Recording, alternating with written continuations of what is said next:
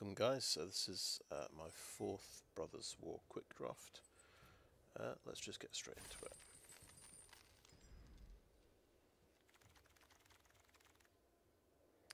Alright, we have opened a Gix's command. This is pretty darn good, I think, in draft. So you can destroy each creature with power 2 or less. And you can do each opponent sacrifices a creature with the highest power among creatures they control. So those are the removal parts that you're probably going to use. But I think, yeah, put 2+1/+1 counters on a creature and give it lifelink till end of turn. That's quite aggressive. And get 2 creatures back from the graveyard as well, could be good. So quite a lot of good options on there. We also have Precursor Golem as a rare retro artifact. This is very good indeed. So 5 mana, you get 3 3/3 creatures. It makes 2 golems when it comes into play. But the interesting thing, any spell that gets cast on them gets copied onto every other golem. So one removal spell will take out all 3 golems. For example, if you had the red removal spell that makes a Power Stone token, you'd copy the spell onto each golem. You'd knock out all 3 golems, and you'd get 3 Power Stone tokens. So this can blow up in your face, but I mean 9 power and 9 toughness for 5 mana is a pretty amazingly good deal most of the time. Skyfisher Spider's really good as well. We'd be very lucky if that wheels around. I think the bots know to pick this somehow though. I'm going to take the Gix's command because I'm more interested in Brothers War rares than the retro rares. It's a pretty heavy commitment to black. Now we have another black rare. Fateful Handoff. Draw cards equal to the mana value of target artifact or creature you control, and opponent gains control of that permanent. Interesting card. I don't know if it's playable, but I am going to grab it, but just because I'm doing these drafts to build my collection. So we're picking that up.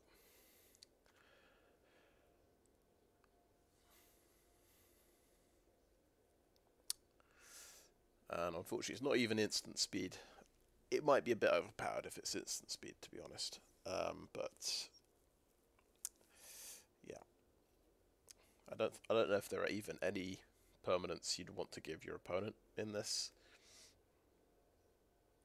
that have a powerful negative effect. I feel like they don't print that many things that have powerful negative effects anymore.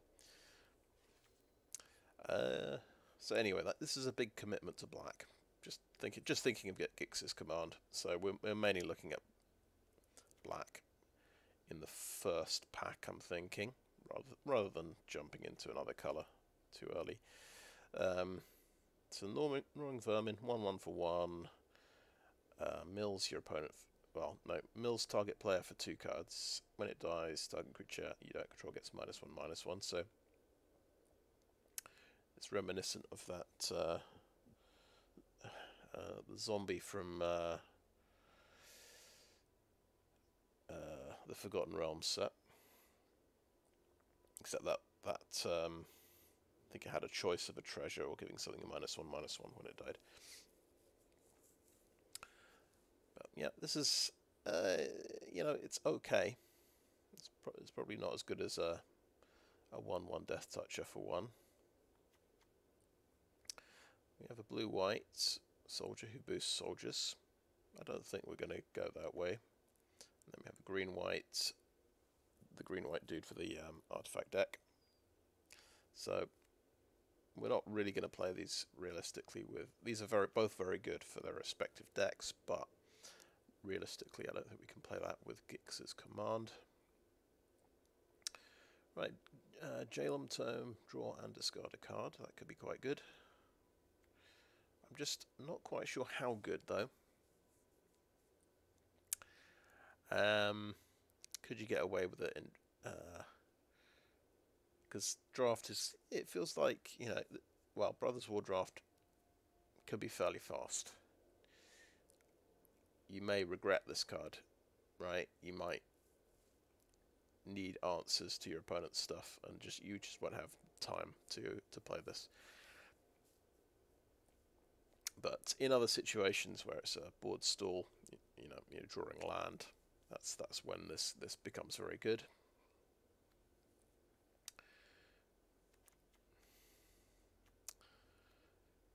So here's a Death Toucher. It's going to be a 2-mana Death Toucher, which is not bad. But we've got the Power Stone Fracture here, so 2 mana, for destroy target creature or planeswalker, you have to sacrifice artifact or creature. I like this. We have to figure out how to... I mean, ideally you'd have a Gnawing Vermin to sacrifice, and you'd play this on turn 2. And you'd somehow be able to kill 2 creatures as well, because you'd kill their 1 toughness creature with the Vermin. We've got the Thraxer Demon, so this is a good sacrifice outlet. We don't know if we're going for a sacrifice deck, but this is also, you know, quite a good card outlet.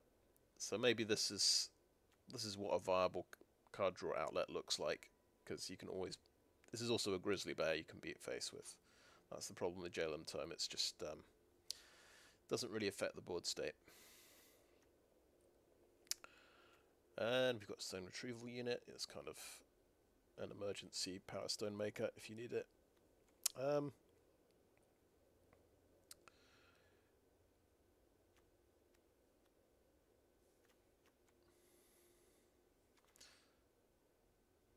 I guess Fateful Handoff. You could do that on a prototype creature, give them the cheap version, and get to draw 6 cards. Could be good. I think we take the Power Stone Fracture here. I think I want the removal spell, and we hopefully have things we can sacrifice. Okay, Dragon Engine, Baloth. It's a heavy commitment to green. It's just a 4/4 that gains you 4 life for 4 mana. When it's discarded, it can come into play, which is pretty nice. Mishra's Bauble is good. It just lets you... It's basically like having one... Instead of having a 40-card deck, you can basically have a 39-card deck plus this, because it's free and it replaces itself, which is always nice. It could be fuel for... Could it be fuel for this? Yes. This can sacrifice artifacts. It could be fuel for Power Stone Fracture. It's a good argument for it. Symmetry Matrix, another card draw outlet. But there's Clay Revenant here, so this is good fuel for our Power Stone Fracture.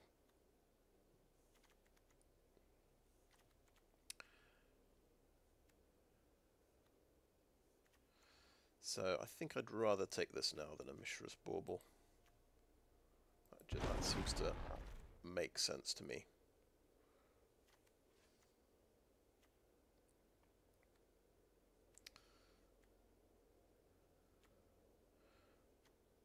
Another Clay Revenant. Killzone Acrobat is another sacrifice outlet. Okay, there's some good stuff here. Coilless Rock is pretty good. I think because I can get a reasonable black card for the deck, I will take the second Clay Revenant. Throw out a Vigil. So things leaving the graveyard can pump stuff up, and it's kind of got relevant because of that Clay Revenant does that.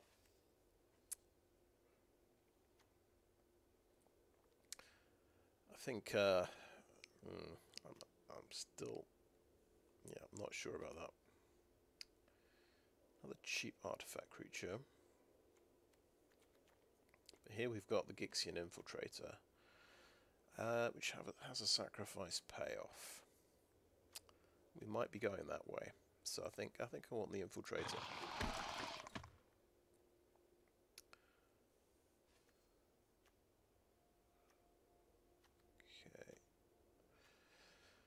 Okay. This is where we can take a Thraxodemon. Better check everything's working. Yep. Good. Right, Sigil of Valor. I keep saying this is a good card, but I'm not picking it. But I think I've got other stuff here to look at. Su-Chi Caveguard is kind of interesting. It's a very big creature. But the Scrapwork Rager, I think, is pretty crucial. That's the kind of card draw I want. Card draw on a creature. And then we've got Goring Warplow again and Thraxodemon. So we've got a Thraxodemon. I think we'll take a Warplow. I think Death Touch is quite useful. It can also be a big creature. Right, Levitating Statue. When it looks like we're going for a few creatures in the deck, it could definitely be very good, the Levitating Statue. The Energy Refractor might be a good sort of investment at this point. This makes it easier to splash another colour, which is probably what we're going to do after pack 2. Okay, and get this selection again. So the Annoying Vermin have come around, but so has a Goring Warplow and a Stone Retrieval unit.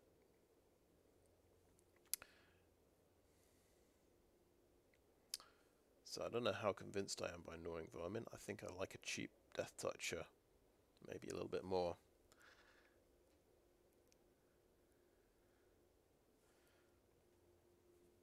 Yeah, I think I take another Warplow. Symmetry Matrix. So this forces you to check everything that's got power and toughness the same. So yeah, about half our creatures have power and toughness that are the same. We could take a Tower Worker that gives you a bit of ramp and reach as well.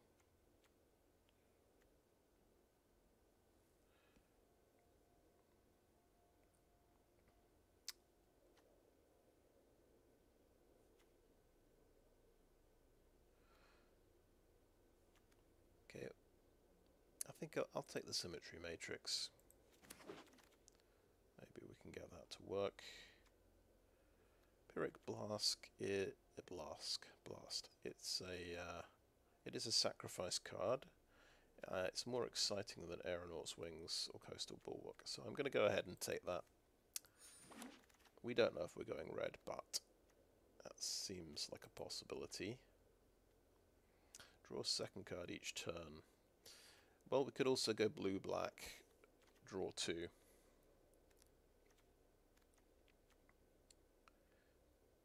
But that's a grand total of... Oh, I guess that's card draw as well. That's card draw as well. Okay, the Mine Worker's not that exciting. It is a 2-drop. But let's take the Adept because we might get a really good blue rare. We might want to go blue-black. Fall of Krug. Probably a sideboard card. Oh boy. Well. Okay. It's just given me Wormcoil Engine. So this is one of the best cards in Retro Artifacts. Now I said I'm interested in collecting Brothers War, and I'd put them ahead of the Retro Artifacts, but I might make an exception here. So this is 6 mana. You get a 6/6 Death Touch lifelink. When it dies, you get a 3/3 with Death Touch and a 3/3 with Lifelink. So that's incredible value. I think we have to pick this. I'm not too excited by Feldon Ronom Excavator. He is just a 2/2 haster for 2. I do have a red deck, but I'm not that excited about improving my mono red deck. I'm not passionate about it. I think I'm more excited by a Wormcoil Engine here, so I'm going to take that.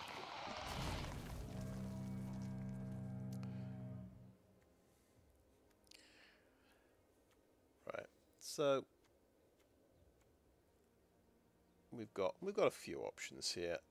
Actually, out of the corner of my eye, I have spotted the Overwhelming Remorse here. So that surely is the best card in the pack here. I would say so. I think it's a simple one. We just take the removal spell. Okay, I am going to take Over the Top. Before I do that, we'll just do a little recap on Brothers War Res and just see where I am. I did take an Over the Top the other day.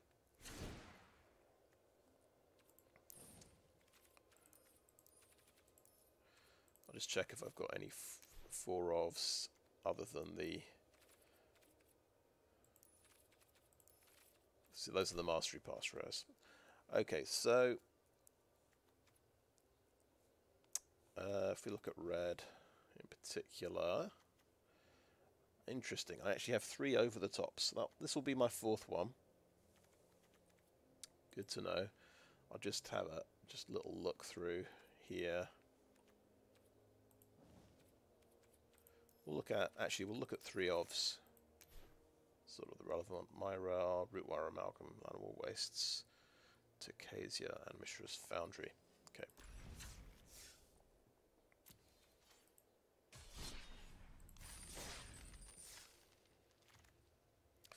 Yeah, we're taking the Over the Top. That will be my 4th one. I don't think it's a very playable card, because after all, it does. It's kind of like a win more card. Your opponent gets to reveal cards as well. So the more permanents you have, the more things you reveal. But it can mill your opponent to death, of course, if they have lots of Power Stones or something, which is quite funny. But no, not super playable. Very expensive as well. We have another Symmetry Matrix. Prison Sentence is a good removal spell. Now we have Sibling Rivalry, so this could give us... We could go red, we could go for the steal and sack strategy. Also, Unleash Shell is quite a good removal spell, but it's double red. We could splash just for Sibling Rivalries in our Sacrifice deck.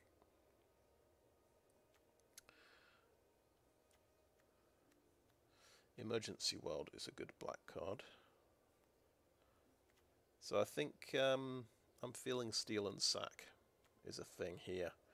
We've got 1, 2, 3. Okay, 3 Sacrifice Outlets, not that many.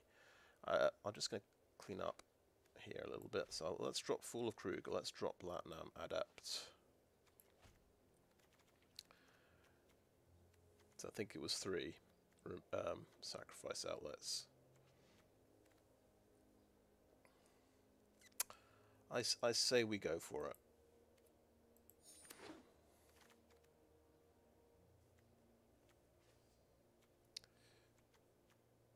Now, it's another Thraxodemon. So, another Sacrifice Outlet. There's also Unleash Shell. There's also Evolving Wilds, which I think we'd rather have the Sacrifice Outlet. So let's do that. Okay, Combat Thresher. There is a Sacrifice Outlet, Killzone Acrobat. Let's take that.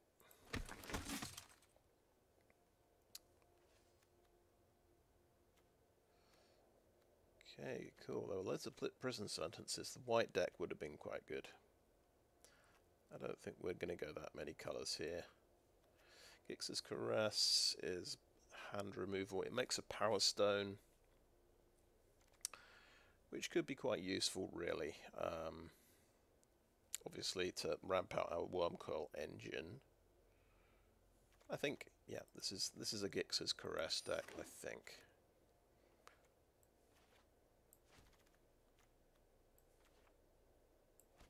Okay, that's not doing anything.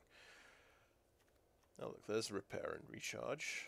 I was looking for that the other day to get my Porta Phyrexia out, but it never turned up in the draft. So Tower Worker I've been talking about before. That is a ramp card. It's got reach. It seems fine to me.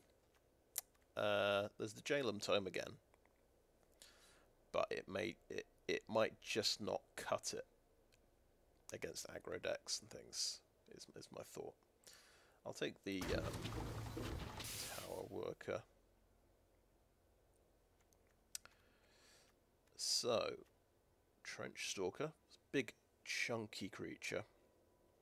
We have a bit of card draw. We could give this Death Touch and Lifelink, or Unleash Cell if we want to commit a bit more to red. I think I'll go for the Trench Stalker.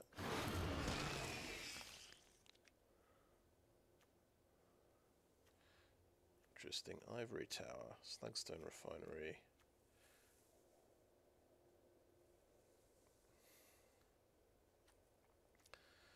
Could this be a Slagstone Refinery deck? Because we've got sacrifice effects that will put artifacts in the graveyard, like Clay Revenant. We've got a couple of Clay Revenants. Scrapwork Rager. Has to be a non-token artifact, so it doesn't matter. So losing a Power Stone will not trigger this.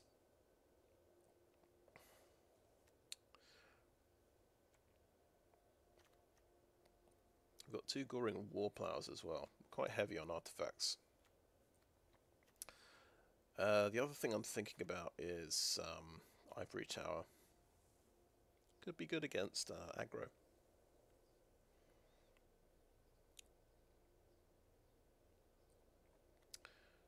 Might be more playable than Slagstone Refinery. But if ever there was a deck that could use Slagstone Refinery, it would be some kind of black-red sacrifice deck with lots of artifacts like this. I feel like maybe taking an Ivory Tower is like an admission of defeat almost. It's because it doesn't really go with anything in the deck. It's just like, haha, I can beat aggro decks if I get this in my opening hand. I don't know. I think, yeah, Slagstone Refinery is a bit more ambitious. It's not a great card, but maybe this is what you do. Decasius Dig Site or Self-Assembler can find an assembly worker. It can find my Tower Worker. It's card advantage, I think.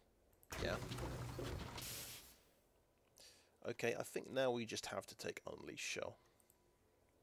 It's just the best card there. I'm not going to use the... I know that's quite a good combat trick, but I'm not. I'm just stubborn. I just don't like combat. Still don't like combat tricks. Okay, I'll take the Power Plant Worker, and we can look for the 2-drop dude.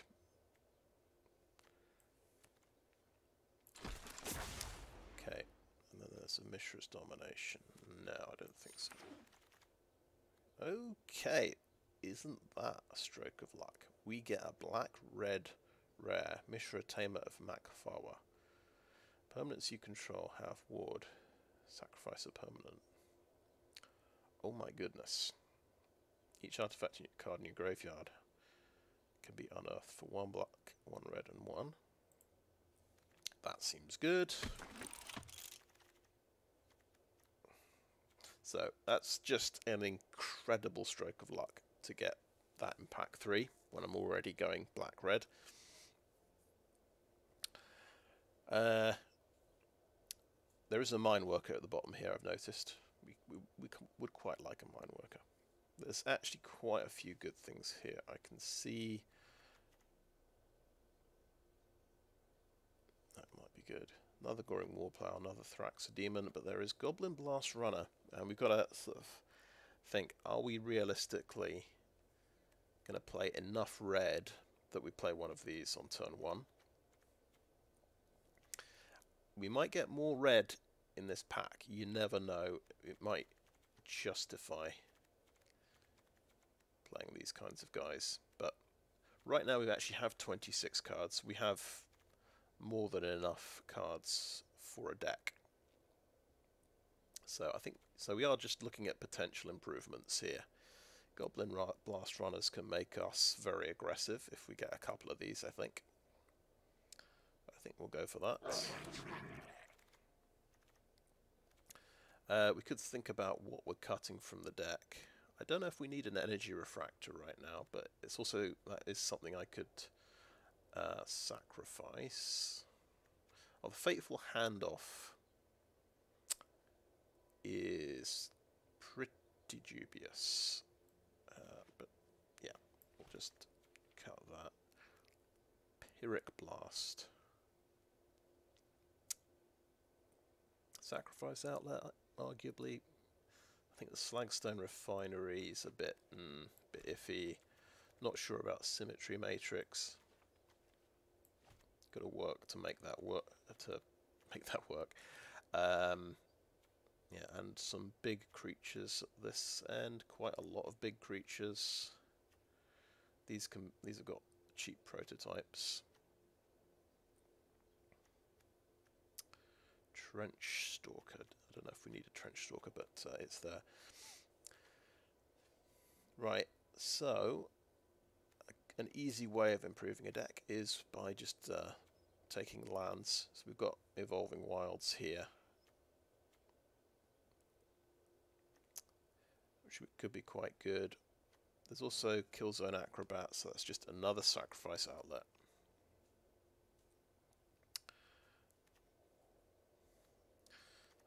Let's count our sacrifice outlets as well.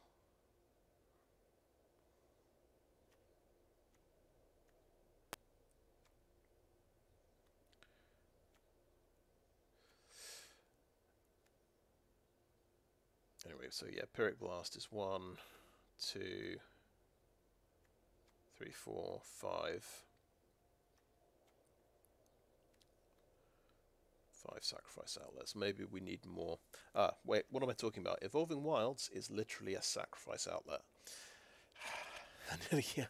I nearly forgot that. Yeah, that is a very good one. The more of those we get, the better, I think. Right, Chromatic Star, sacrifice outlet, and it replaces itself. That seems like a cheap, good thing to have, but it's going to make my life difficult. It's going to give me another Warplow, another Rager, another Thraxodemon. So just a question of how many is the right number. We've got maybe 2 is the right number of Thraxodemons. A second Scrapwork Rager might be quite good. I think we'll go for that.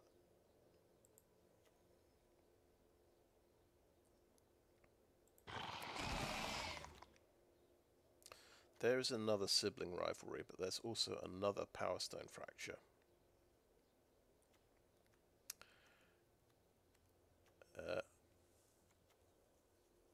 Right, and you need ways, obviously, of sacrificing creatures. So Evolving Wilds is not that kind of sacrifice outlet.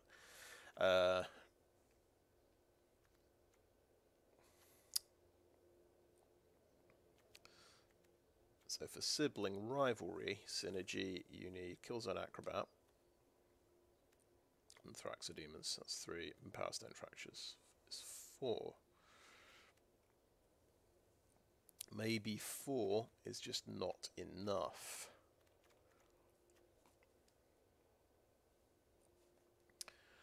I think it's correct to take the Power Stone Fracture over Sibling Rivalry. That takes us up to 5 thingies. Now, controversial decision here. I'm gonna just red draft Tokasia, then I'll have 4 of them. But there is obviously an Evolving Wilds would just improve the deck here. So, good news is that is my 4th Tokasia. I don't need to draft anymore. Okay, Hero of the Dunes. It's quite good. Needs white mana though. And it's a 5-drop. I think we just take Power Stone Fraction number 3 here.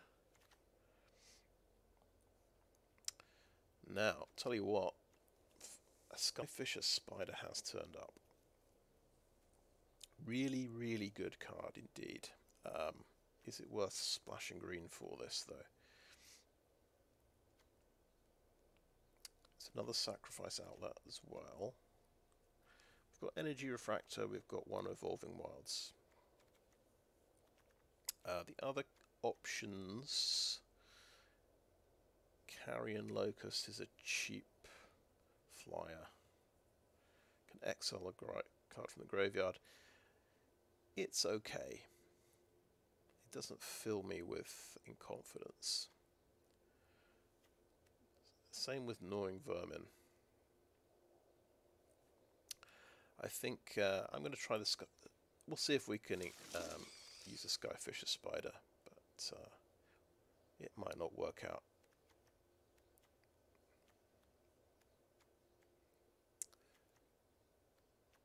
Swiftfoot Boots. I don't think I would use this.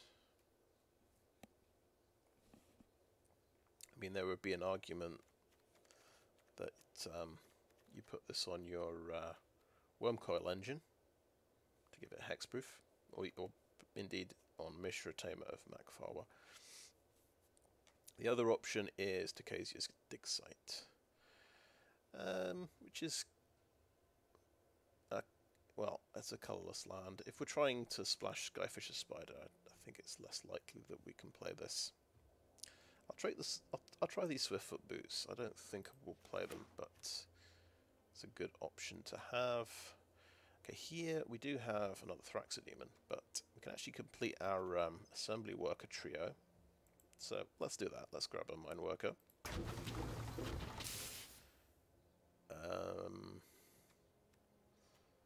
Spectrum Sentinels, not very inspiring. I think, yeah, we'll just take another one of those. Another Thraxodemon. Demolition Field for blowing up non-basics doesn't seem to make much sense, so I'll take another Thraxodemon. Let's take a Sushi Cave Guard.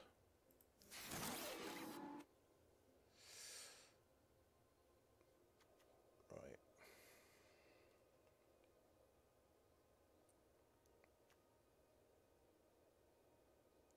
Sure, we'll take a Bitter Reunion. Right. So that sibling rivalry we saw didn't wheel around, unfortunately. I was kind of hoping it would, but still, it's pretty reasonable to have one of them. I think now, are we going to cut Skyfisher Spider? Can we realistically play it? I think let's simplify just on our first round of cuts. That might be unfeasible, I think. This guy's probably a bit too expensive. Let's drop him. And I think I'll drop 1 Mine Worker. I'm okay having... In fact, we'll drop the Assembly Workers, and that will just make some room in the deck.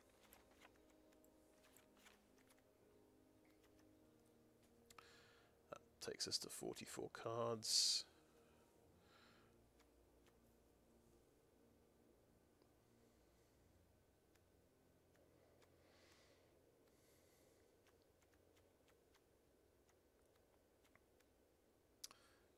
Yeah, I don't really believe in the Swiftfoot Boots.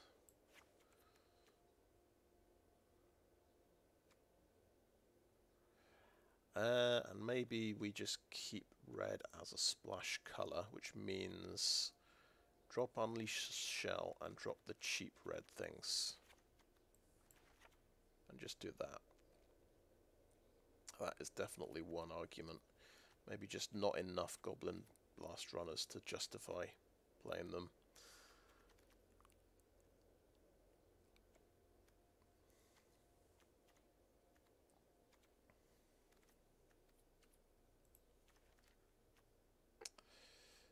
Yeah, I mean that's a reasonable first pass at a deck, I think. So I think I'll call that end of part 1. So thanks for watching so far.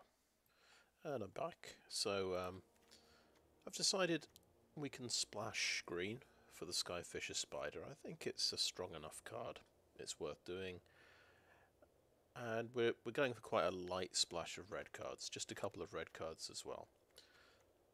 So we're keeping the Energy Refractor, and I'm going for a couple of forests and 4 mountains to support our splashes here.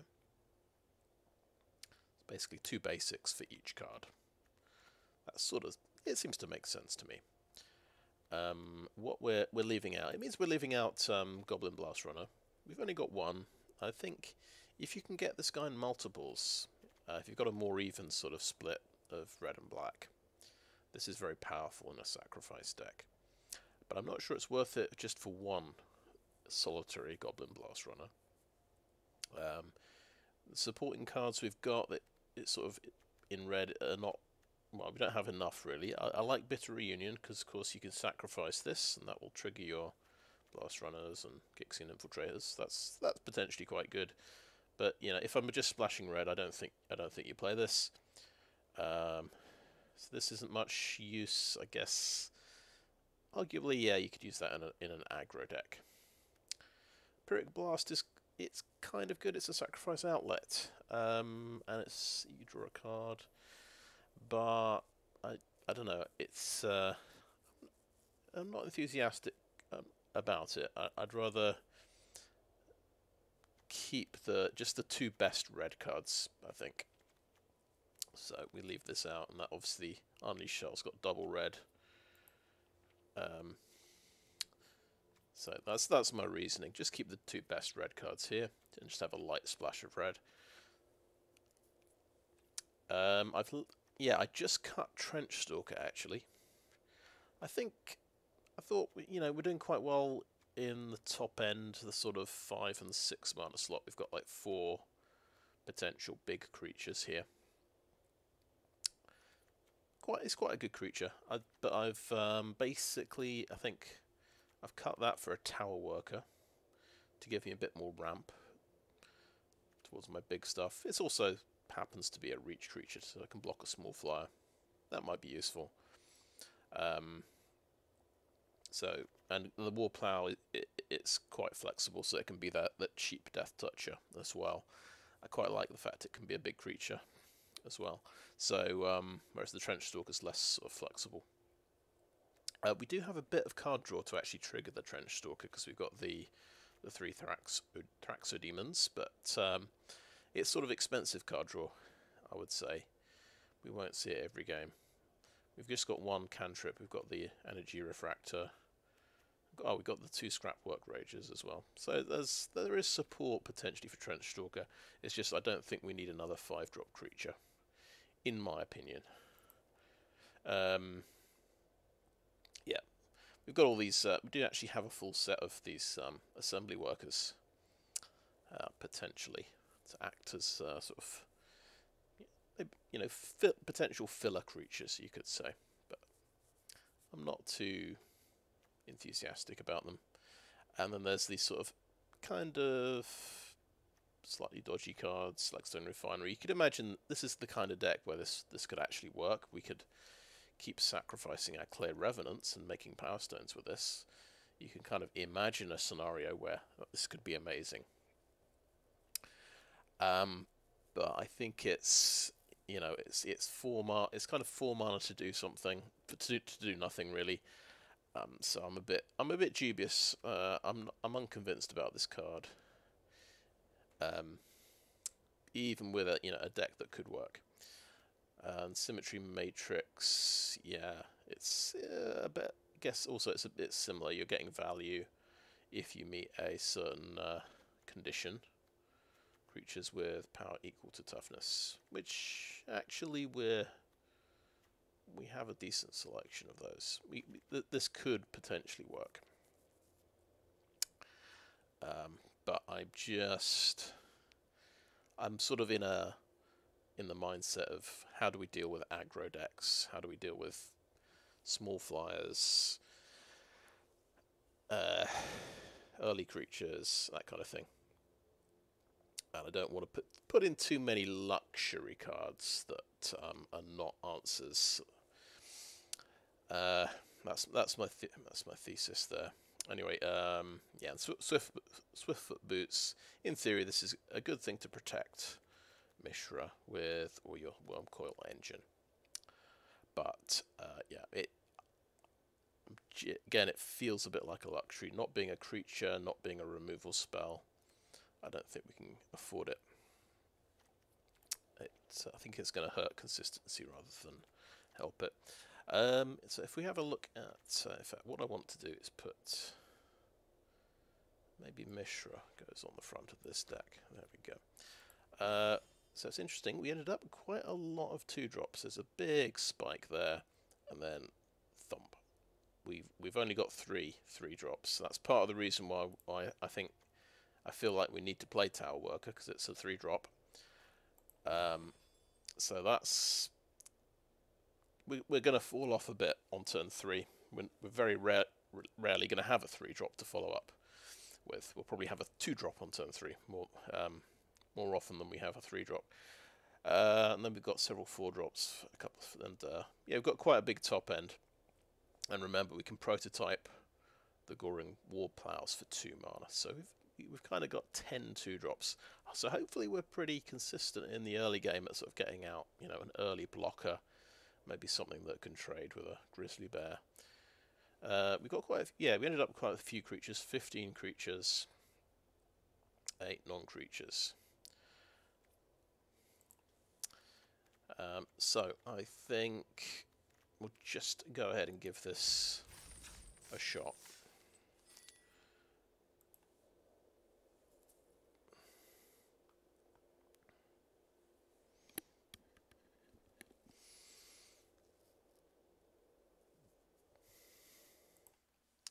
Just check everything works. Seems to.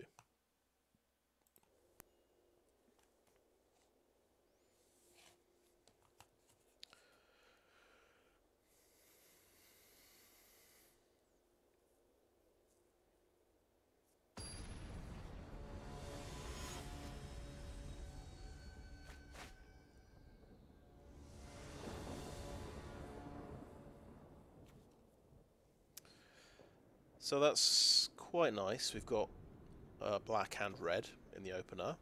Unfortunately, we drew our Skyfisher Spider, so we don't have green for that. And there's actually nothing we can play. This is quite a risky hand to keep. But at least we know whatever we draw, we have the right colours of mana for it. If we draw a 4th land, at least we can play this turn 4. So it is a slow hand. It's not good. I want to keep it. I think it said opponent goes first, so we are drawing an extra card. Sometimes that can fix the hand. Okay, it's a 4th land, so at least we've got something on turn 4. It might be too late by then, but we'll see. It's a big risk, but so I feel like, yeah, so he does have the 2-drop creature. Luckily, we have a 3-drop, so hopefully we're not going to get punished too hard. He might just, you know, follow up this Grizzly Bear with even more. Yeah, there we go.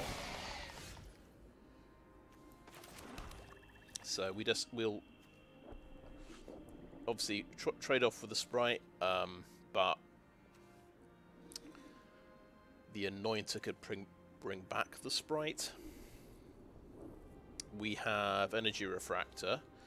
We could play this, take 3, do a Power Stone Fracture next turn, potentially.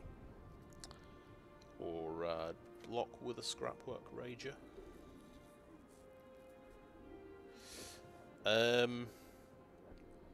Yeah, okay, I've talked myself out of the Killzone Acrobat, which might be a mistake, but I feel like we might need to kill this Anointer.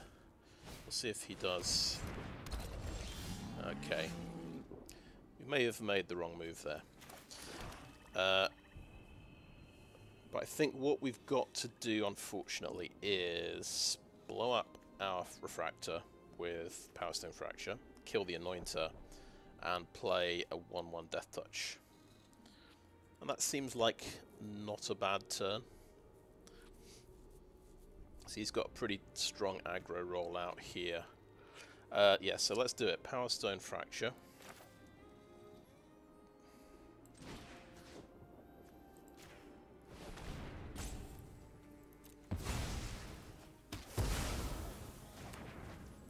So I've got to say, he's had a very strong start, and I've had a very slow start. I expect him to have removal for this guy. Okay, and that gets straight through, of course, can't be blocked by artifacts. Yes, Thraxodemon, okay. Maybe a removal spell. Okay, we hit 5 mana. So, we do have a Killzone Acrobat to block the Sprite. I think we should do that. We've sort of stabilized, maybe. We'll see. Well, we'll see. He's still got 3 cards. He could blow up my Acrobat here. Okay, he's gonna hit my hand. I can lose my Overwhelming Remorse.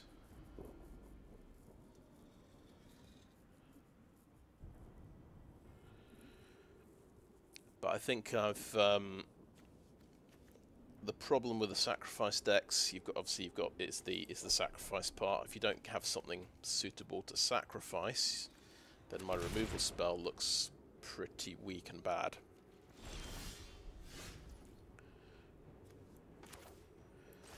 So Scrapwork Rage is going to start drawing me cards, which is good.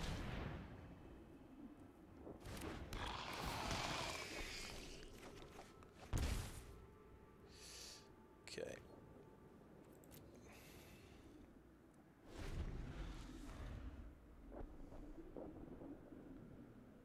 So of course will give me a tapped Power Stone, so it's probably going to be a choice between second Scrapwork Rager or Gix's Caress. But this has definitely got a timer running on it. He's pretty close to emptying his hand. So of course now this, yeah, that was the key blocker, and he's able to get through now.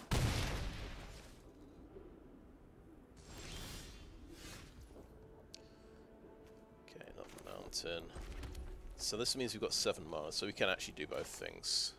So we'll Gix's Caress first.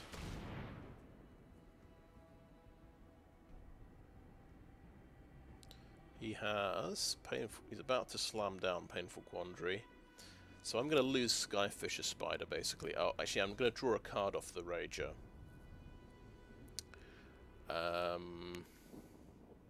So that's going to be quite bad for me. He just needs to draw another Swamp for that. And this is just going to make me discard a card. Which I'll just have to eat that, I think. So we've got to get rid of his big threat. We'll play this, draw a card. Trouble is, of course, yeah, we might get the perfect card. Actually, that is a good card, because that's a blocker. And he can get rid of it. Never mind. We are very weak to Argothian Sprite instead. I think that is the problem.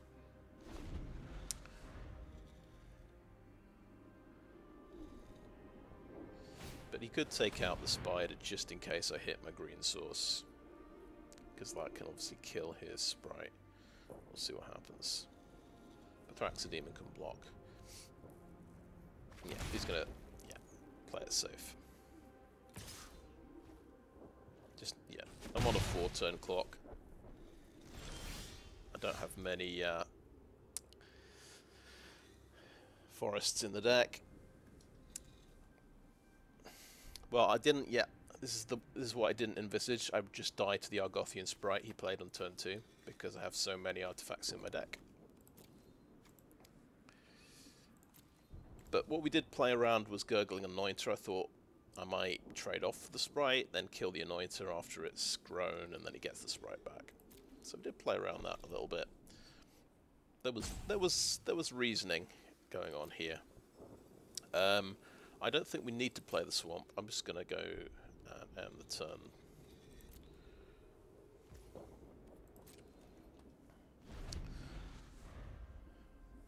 But yeah, the sacrificing the Energy Refractor to Power Stone Fracture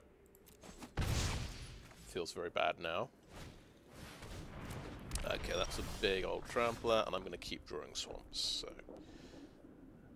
9. Let's see, I did draw 9 land. Is that unreasonable? 9 land in 19 cards. It's not even unreasonable, really. It's, I think, slightly above average.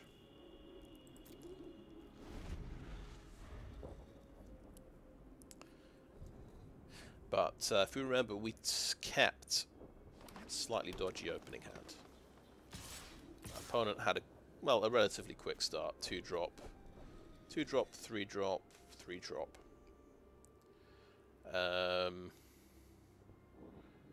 We want to kill this dude, but we also don't want to die. Dying is a bit of a problem.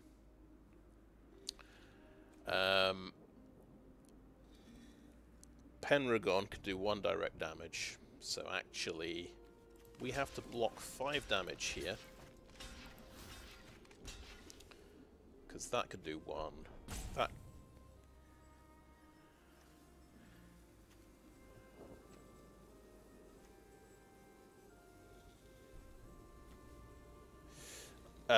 Yeah, that can do 1. So I'm taking 3 damage, right? So I have to do that. Unfortunately, if I top deck Gix's Command, I could kill all his creatures. Actually, he could save the Strong Ball at instant speed by putting it on 3 power, unless I could do the Gix's Command can also make him sacrifice his top thing. So yeah, if I can unearth this, and then he activates the Strong Ball in response. Okay, good game.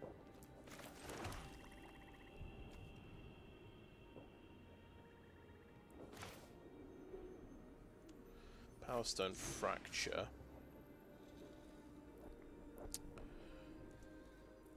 I'm thinking I want to kill the Strong Ball. Because he has to destroy this in response to put me on 1 life to stop me playing my Scrapwork Rager. He can sacrifice it with the Thraxodeme, of course, to draw a card. Now I can play my Scrapwork Rager. We'll go down to 1 life. We'll have 3 mana. I don't know what I've got in my deck that could get me out of this. Not a mountain. Oh well.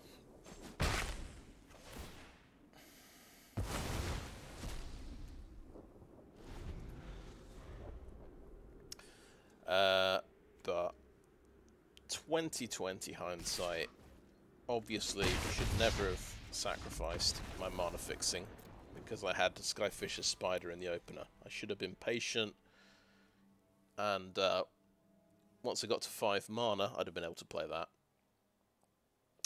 and take something out.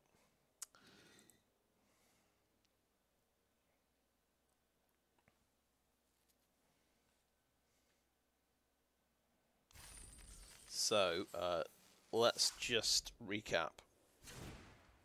Power Stone Fracture is not a great removal spell, I think. I think it kind of heavily depends on me getting a Clay Revenant to sacrifice and then bring back in terms of sort of card advantage. This is a very painful removal spell. So it's just, I feel like I've made the wrong choice in the draft to draft so many of these. But we could drop it down to 2 of them and take something else which might be useful. Then it probably means going a bit bigger, going for Trench Stalker.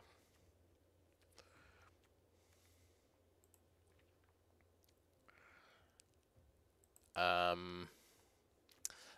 think maybe I just stick with what I've got here. Now, should I go to 3 forests and 3 mountains is the other question.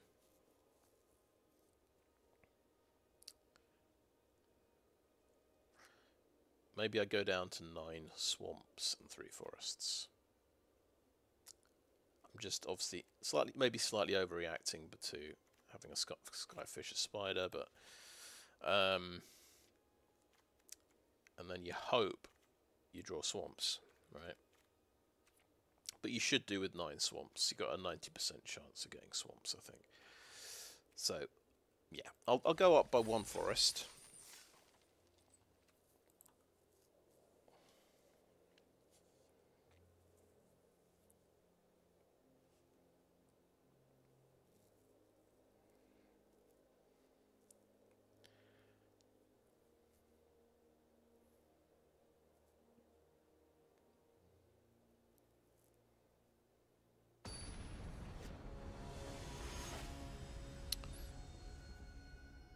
So we discovered the deck's weakness, and it's Argothian Spray. Now here we've only got 2 lands, and we're going first. So this is also a risky hand, but we've got Goring Warplow prototype. We've got our 2 bombs in the opening hand. If we get to 4 land, we can draw a card with this. It's probably a terrible hand, and you should never keep it. But I'm gonna keep it just because I'm gonna gamble a little bit on drawing lands because I want to see Wormcoil Engine. I want to see what it can do potentially.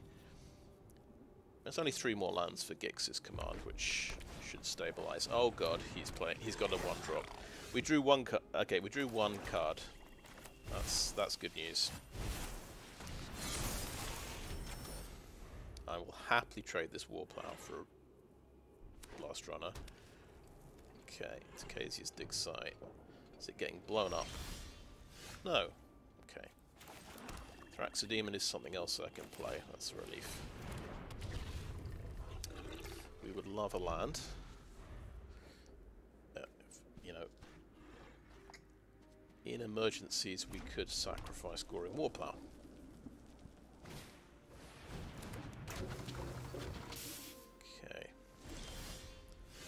Okay, it's another card I can play.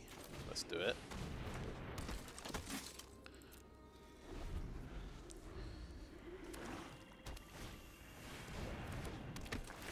That's a good card.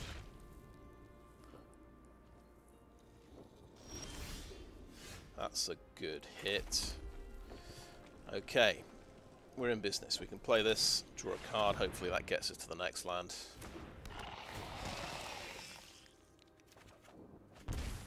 Gixian Infiltrator, very interesting. Okay. No attacks.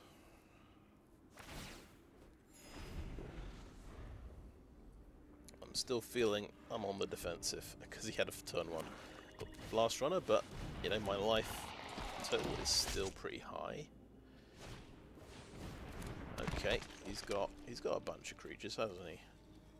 So remember, he can give the whole team menace with this guy. And he just needs to sacrifice an artifact. Okay.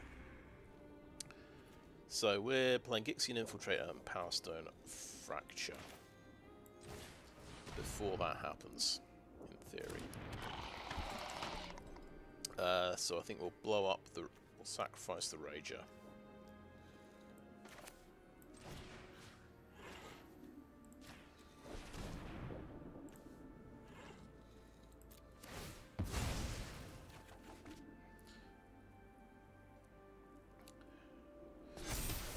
Get that back with Unearth. In interesting thing. I've got 2 creatures that survive the Gix's command board wipe. He's got 1. And he's got an Evolving Wilds that can boost his Blast Runner. So these are scary, because these get pumped when he's... okay, interesting. Right. I think we just let Blast Runner through.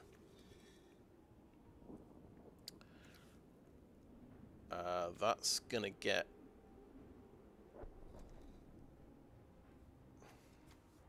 So what do we trade Warplow for?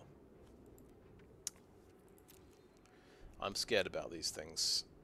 If they hit 3 power, then I'm in trouble. But I think I can block here. I think that is fine. We can get away with that.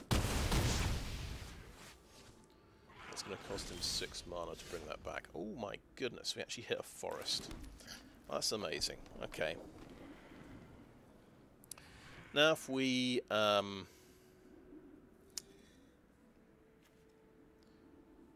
we Gix's command. Can I put the tokens on Thraxodemon and kill all power 2 creatures? I hope it does this in the right order. That's that's all I hope. Let's well, I'm going to learn. Learning experience. Please do that first. Power 2 or less.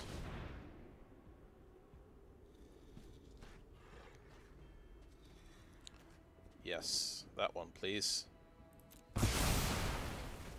That's amazing. Decline that, please.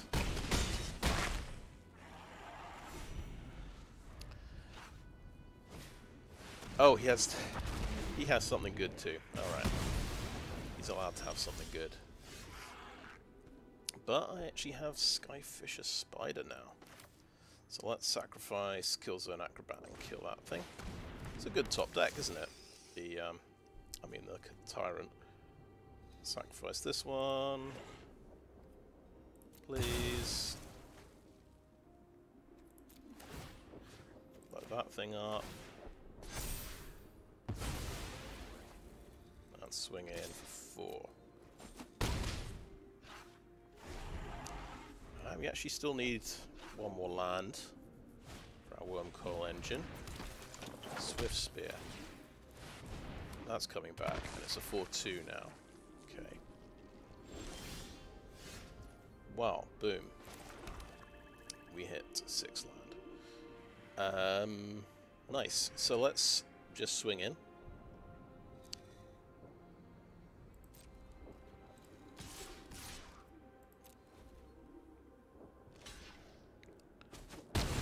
Jump blocking. I'll play my Wormcoil Engine. Didn't think I'd see it this game.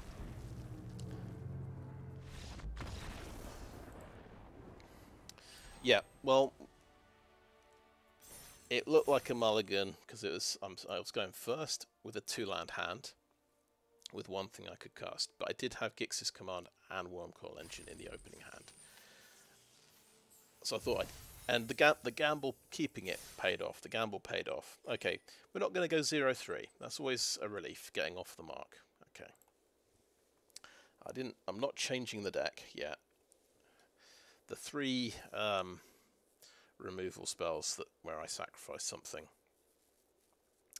feel a bit dodgy at this point, but I suppose we've been up against 2 quite low to the ground aggro decks. Sort of going for a similar thing. Black red sacrifice. Okay, this time that's interesting. We've got we're seeing Skyfisher Spider every single game. This time we actually have the forest to go with it, which is nice. And we have a 2-drop creature, which is pretty decent. And of course Power Stone Fracture. And not enough fuel really to go with Power Stone Fracture, as usual.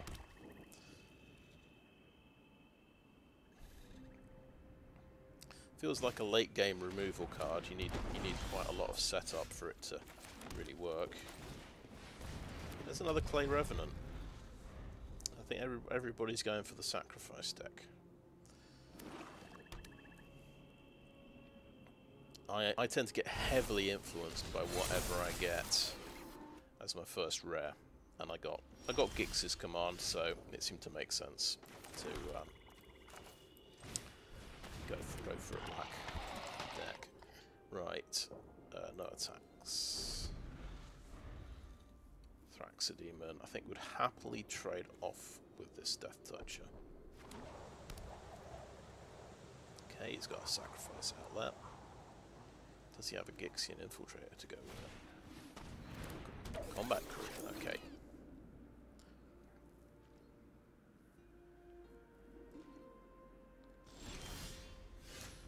Amazing. So we've hit all of our lands, all our colours. Not bad. I could... yeah, I could sacrifice the Thraxodemon here. And this will pump to a 3-2. And we could blow up a Death Toucher. Is that a reasonable play? I'm going to go for it, because I've got nothing better to do.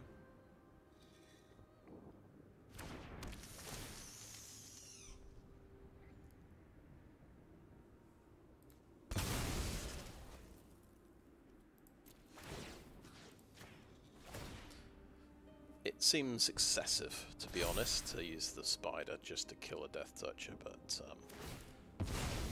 maybe it's fine.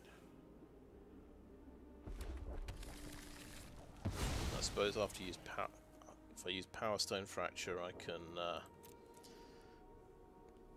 get the Infiltrator to 4-3. Ideally, we'll draw something I want to sacrifice, like my own Clay Revenant. I don't think we've seen them yet.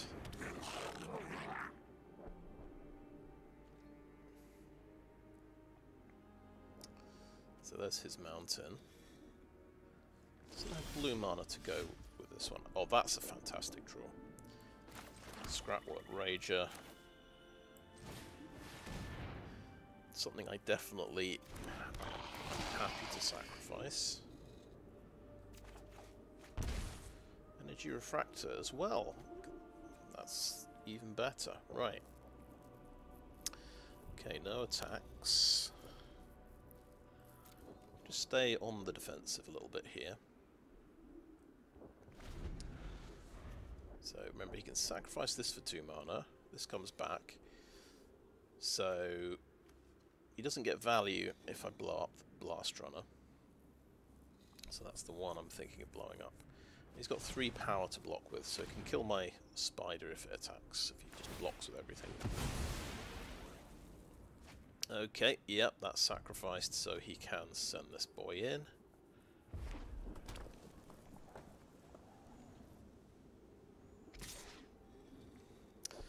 So, 3 life points. It's got Menace, so I'd have to double block. Obviously, I don't want to lose the Infiltrator. I could trade a Skyfisher Spider. But I know there's also a red combat trick that would give him first strike and 2 extra power. I'll let this through. I'll take 3 damage here. I'm curious, what has he got? A Pendragon Stormbull as a blocker, because he's got 3 mana open. He's going to need defenders against me here. Well, that's interesting. He didn't do anything.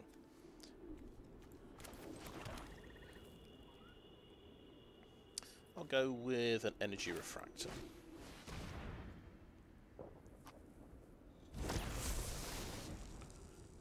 I do have instant speed removal. This is actually cheap enough to play. I think I would just attack for 8 damage. I could do the Fracture just so I pump up the Infiltrator.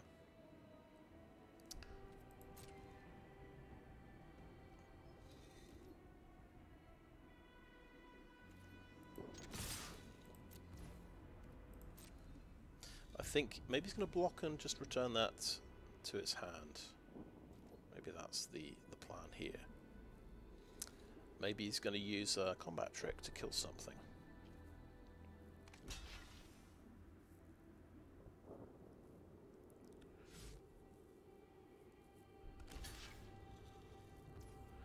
Okay, that's getting blocked. 5 damage through. What's he got?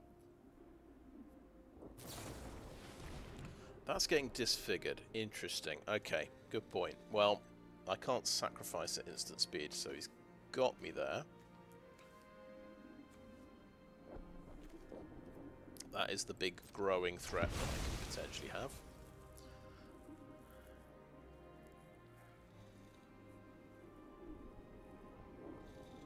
Okay, next damage. 2 damage through. And I won't play the Warplow, because that could be a...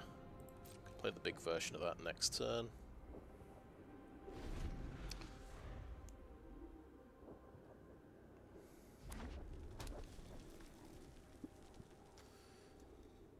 This does enter the battlefield tapped, of course. Yeah.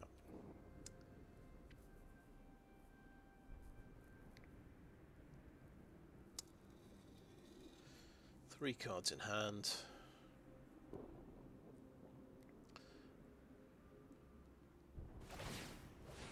Okay, cool. Glad to see all that mana being spent getting a Clay Revenant back. That's not quite as scary.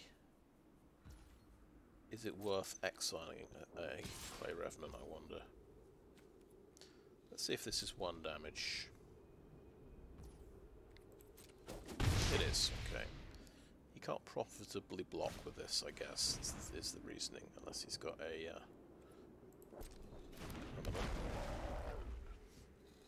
Now, I could just take this out, but...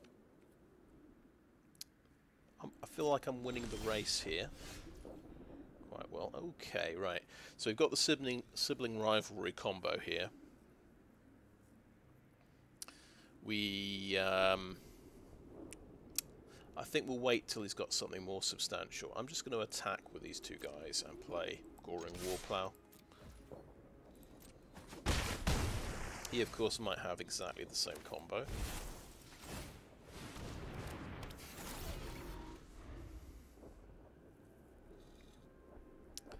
But he's not super threatening in this position. I mean, this could get to 3-2. Okay. Bye-bye. That's gone.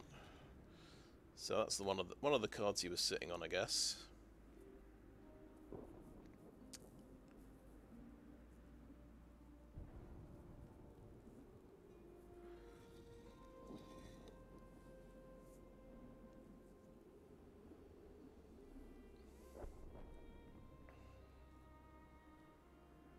Kind of want him to play something big. So that gets the Overwhelming Remorse. Take 2. Okay.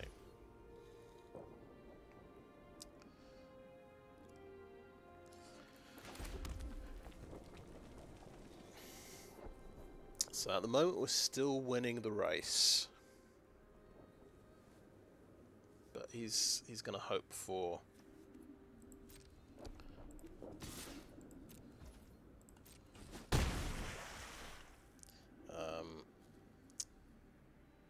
he's going to hope for more things to sacrifice so he can sort of start winning the race with his Blast Runner.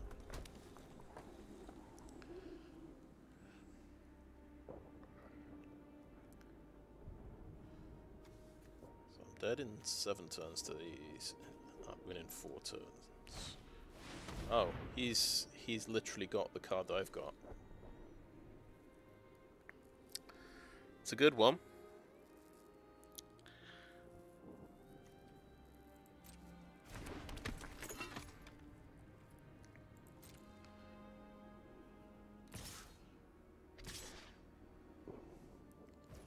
Okay.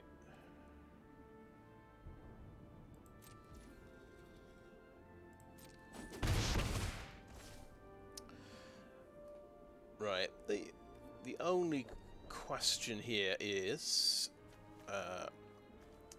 do I want to exile this with an Overwhelming Remorse? I think not. I think we're going to go for the combo. And we could check what he's got in his hand first, but it's a black-red deck. I can't think of anything that would be a problem. We can sacrifice our Refractor here, right? I've got to sacrifice a permanent.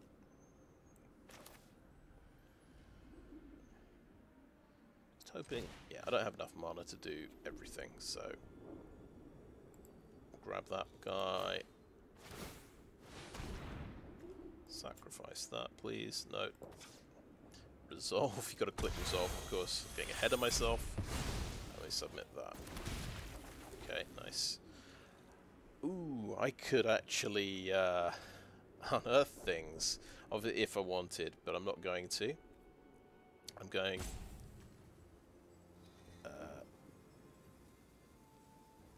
Anyway, I'm going to swing in. If I'm doing this right.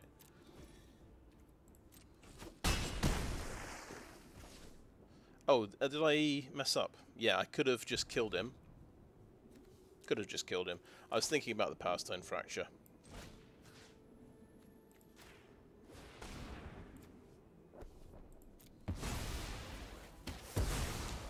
I mean, I don't know what he's got in his hand. Potentially it's risky to go for the kill there. If he's got... If I know my instance a bit better, I could probably determine whether that was going to win or not. He's got one card left. Oh, it's a Corrupt. That's a good idea, isn't it? Gain 1 life for each creature card in your graveyard. Actually, I'm going to decline. I might want to bring the spider back if I get my Gix's Caress. Okie doke. So,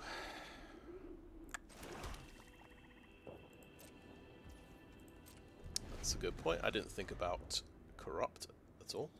I would expect this guy to play more swamps if he had Corrupt. So it was slightly unpredictable.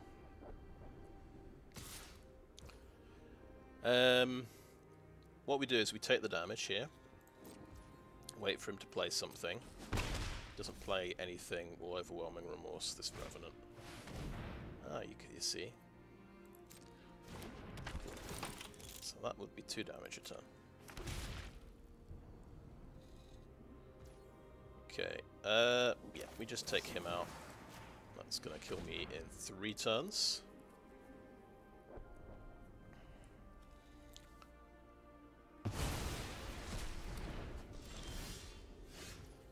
Okay, Thraxodemon. That's a good one. So, well, it's either beat down or I can sacrifice a Power Stone.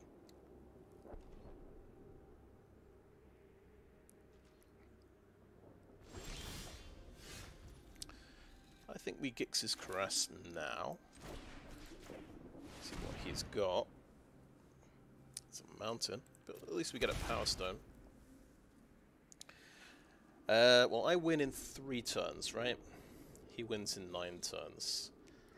It's one of these. It's a very tricky decision. I do like drawing cards, but I'm gonna go in for the damage. I'm gonna try and win in 3 turns. Well, 4 turns, because possibly more than 4 turns. He's got to keep bringing that guy back.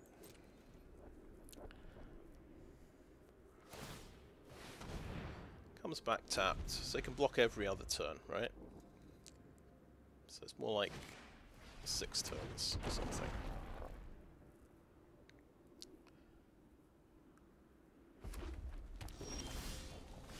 Interesting. Okay, Evolving Wilds. Let's go ahead and use this. I mean, because our Gixian Infiltrator's dead anyway. Take a land out of the deck. And we'll just try and kill him with this guy.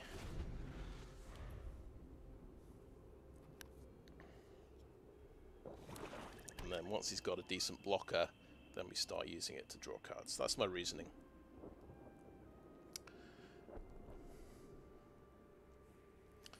18 cards left.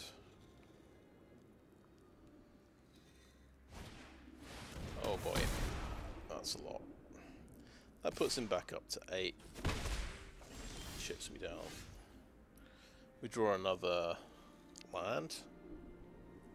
Okay, now I win in 4, he wins in 4. So, we're on blocking duty now. And I think we draw a card during his turn. I mean, technically we win quicker, but it feels risky.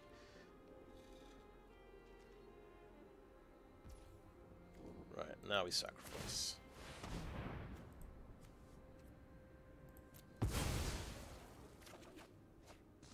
Alright.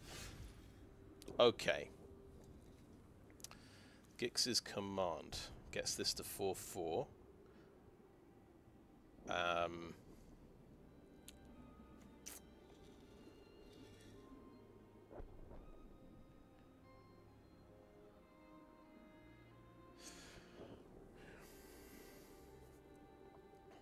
Doesn't kill him, by the way.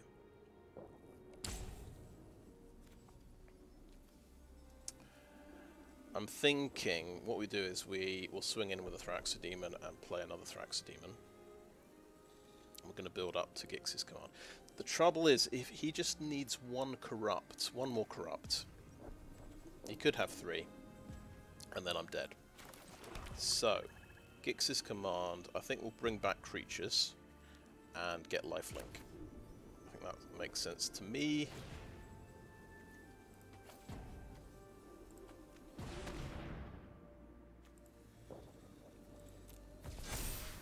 Skyfisher Spider seems good.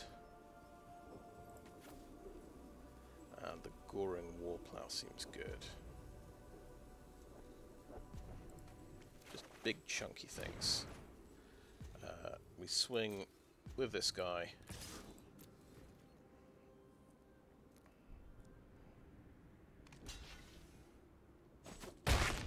Gain 4 life, so we're outside corrupt range. Play the Warplow for 6.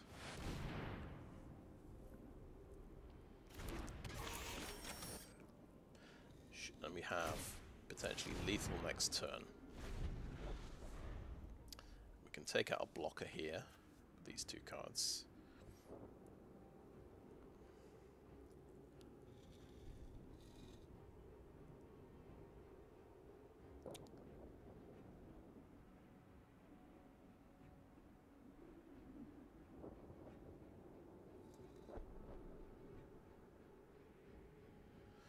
When I had a sealed deck, Brothers War sealed deck, I had 2 corrupts, but I went mono black basically, which seemed to make sense. Just maximize the number of swarms. Okay, he has 1 card in hand. 1 card in hand. I will swing for the victory and hope he doesn't have a trick of some kind.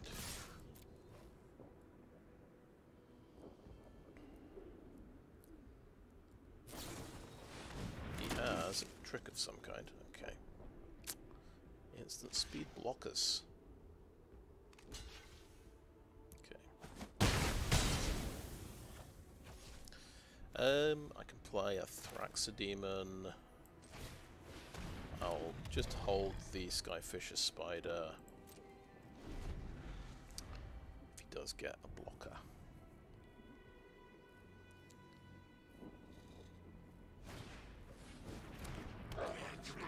Blast Runner. Ooh, Wormcoil Engine. Okay. Do I have 10 mana? Yeah. So,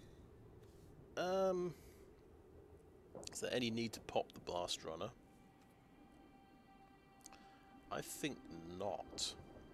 Or maybe there is. I'm overthinking it.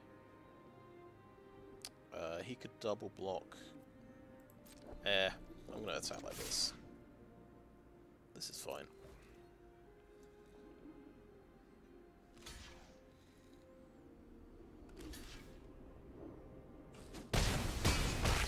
through. Play a Wormcoil Engine.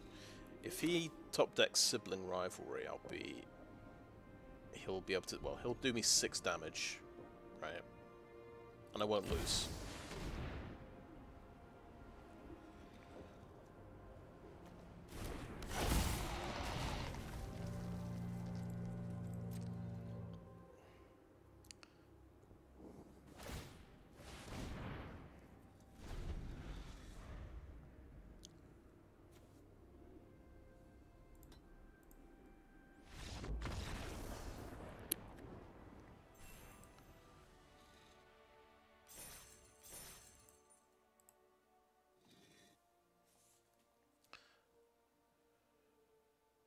Yeah, opening hand was a bit better in that one.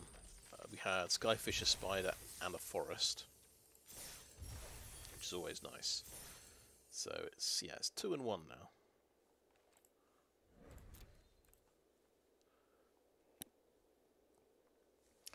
We haven't seen our own Mishra, but we've so my opponent had one and I stole it and sacrificed it, which is quite fun.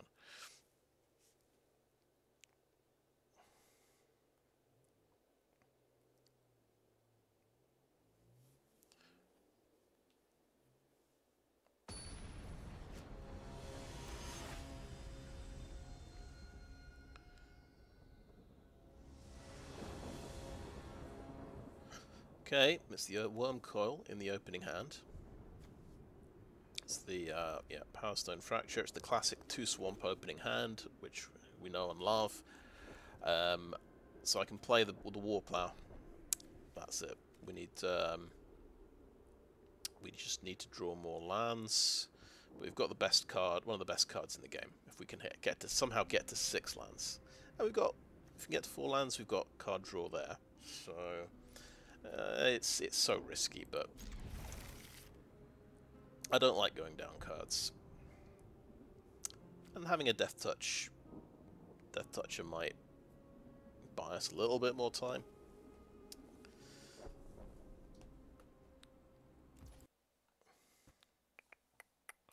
Right, we're going swamp.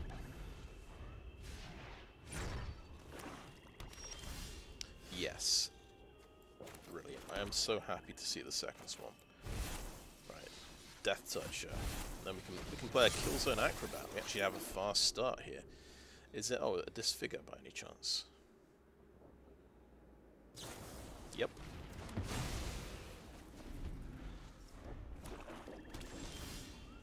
And we draw another land. I am ecstatic right now.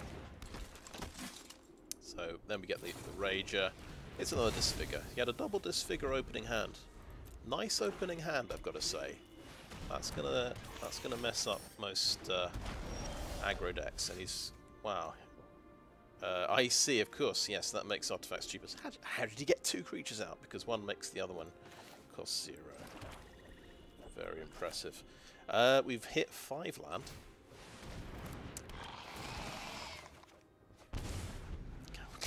I'm not going to jinx it. Right. Foundry Inspector. Does this guy need to die? Is this question. He's on 3 land. Is he going to play a 4th land?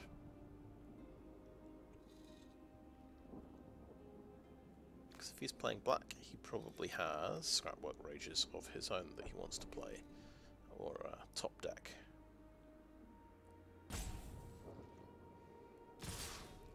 Okay, 100% we want to trade with a Foundry Inspector.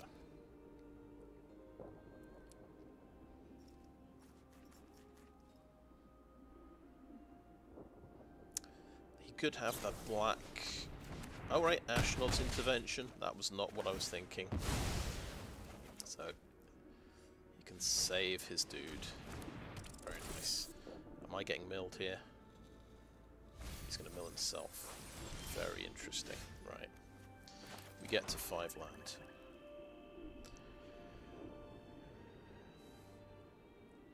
Okay, so we can Scrapwork Rager just to draw, swing in for 2.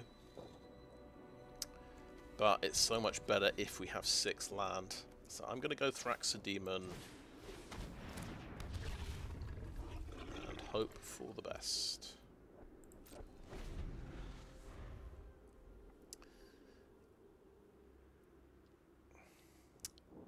I think we probably just do Scrapwork Rage and next turn, whatever happens, and just hope. Okay, a flyer is a problem, and that's... Yes. Yes, we did not think about the exile thing happening. Okay, Wormcoil Engine. He's got 2 cards in hand, he's got 3 mana. I'm thinking of the card that costs 5 mana, that exiles anything that black has. I think we just play a Wormcoil Engine here. Fingers crossed he does not kill it.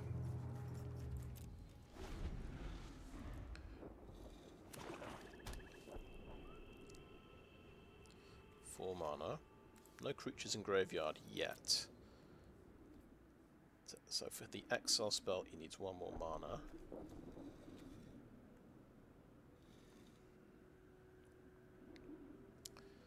Unless I've forgotten some other spell.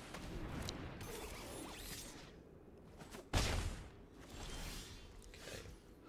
Forest. So we can sacrifice. We can always sacrifice this at instant speed. But 6/6, he can block with 5 power. Let's get in there.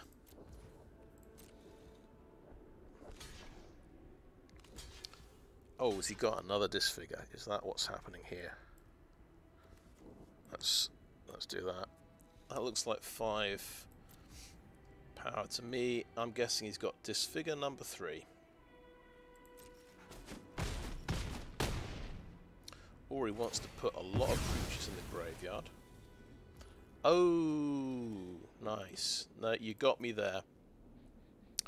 I forgot about Gnawing Vermin. Everyone forgets about the Gnawing Vermin, finishing off the Wormcoil Engine. So I can actually sacrifice this now in response and get a card off it.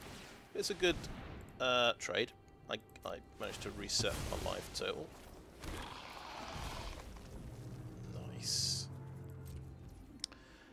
And we've even got an answer to his flyer, if we want to kill that.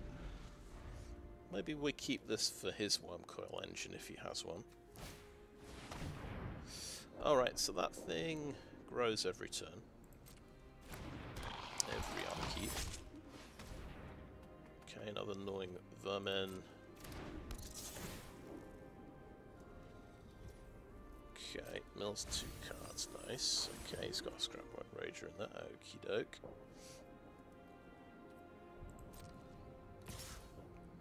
Okay, that's going to get through. Right, okay, my turn. My turn. Oh, cool, we have another big creature. That's very good. I think we'll use the instant speed on this if he decides to block. Swing in with these 2.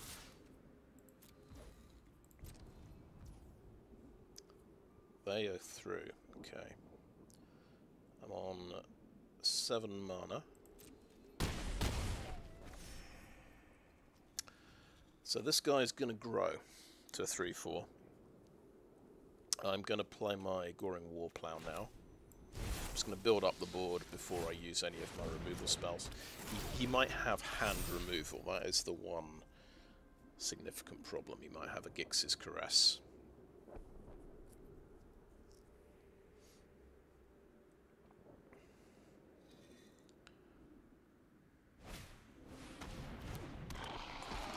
Okay, another grower. Well, he needs to use sacrifice effects to take this guy out.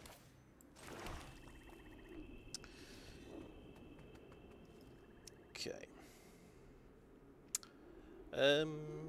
We are going to take out his blocker here. I'll just exile it. What about Thraxodemon? I think I'll keep him to sacrifice anything that gets blown up. These guys swing in. So these 2, yeah, got to remember that's a total of 4 damage basically. They can double block the Goreplow. And that's okay.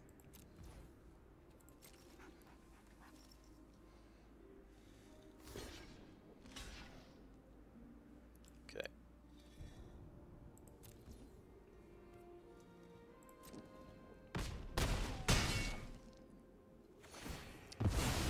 That is the life linker down, of course. Right. Gets -1. Okay, and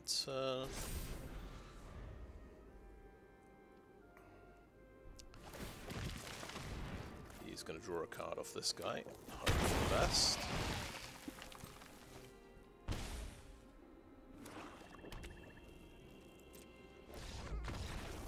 Okay, good game.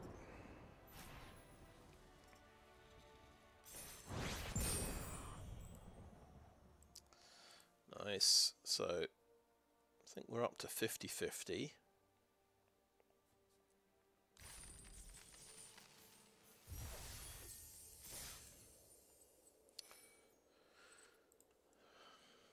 Minimum 50-50. Which is always nice.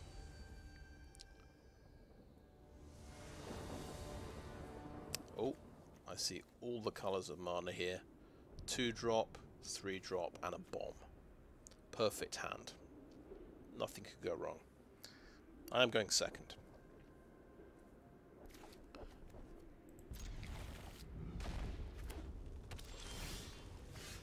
We even top deck a 1-drop. I think it might be the first sighting of Clay Revenant.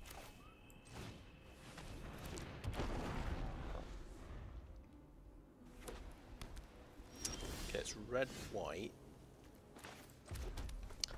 Let's swing in for some cheeky damage. Oh, ambush paratrooper. Nice. Okay. Was not expecting that.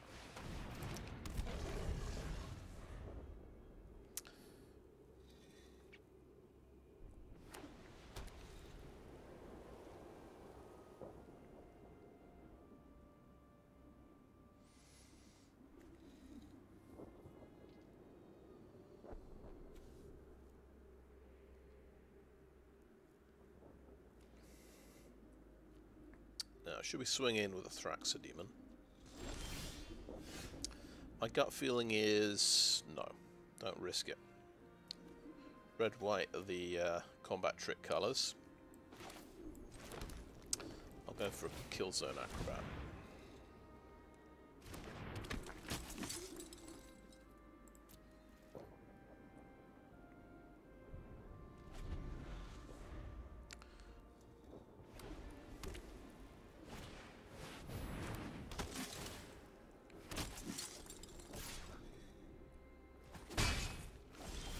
Okay. Alright. So we could play a Scrapwork Rager here.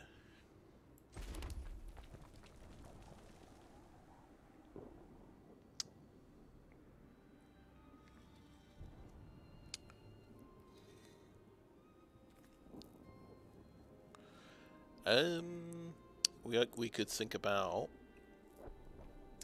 sweeping all of the 2-drop, 2-power creatures as well, putting tokens on the Thraxodemon and swinging in.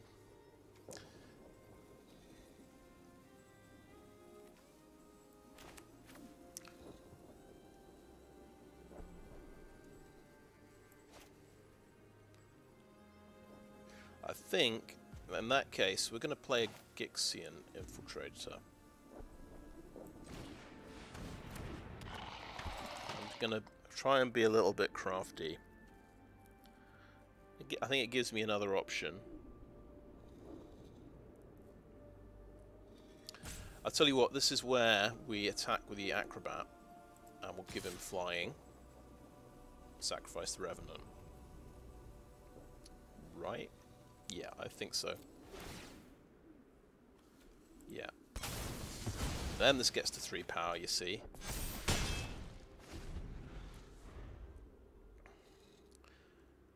I think this makes sense. So next turn I can Gix's command, pump the Thraxodemon, and kill the 2-power creatures. It leaves him with the Scrapwork Cohort, though.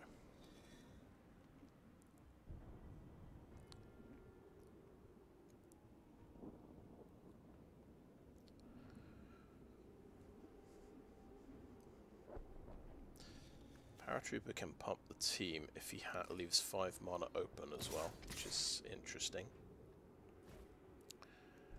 And because I want to swing with the Thraxodemon, I think we'll do no blocks there.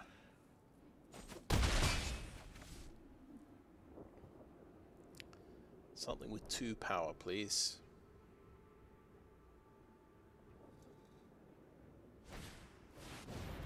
That doesn't have 2 power. Alright, what does the situation look like if I make him sacrifice his biggest creature?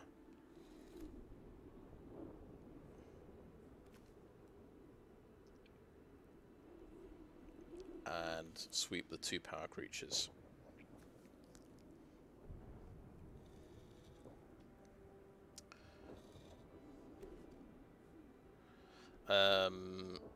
So knowing we're going to lose the Thraxodemon,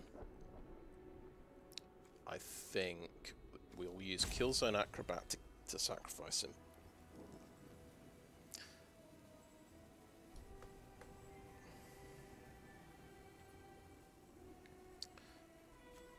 But we're not doing any life gain, but I think this makes sense.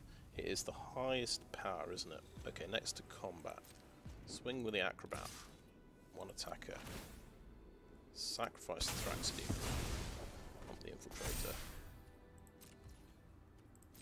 3 damage through. Gix's command. What am I doing? Again. Make him sacrifice the highest and sweep the 2 power creatures.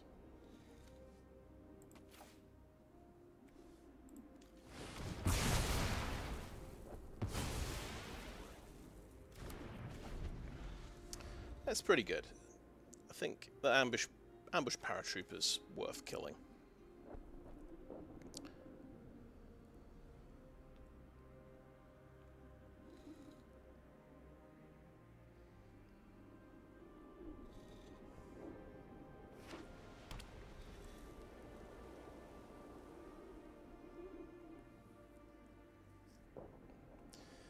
And I could play Scrapwork Rager or Revenant. Sacrifice another thing and pump the Infiltrator again.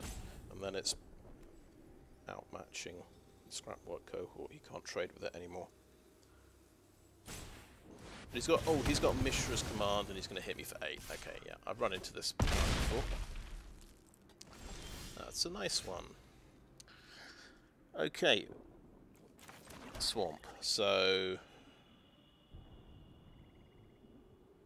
4 mana to play this, right? So I need 6 mana. I have 6 mana, right? As long as I don't spend all of my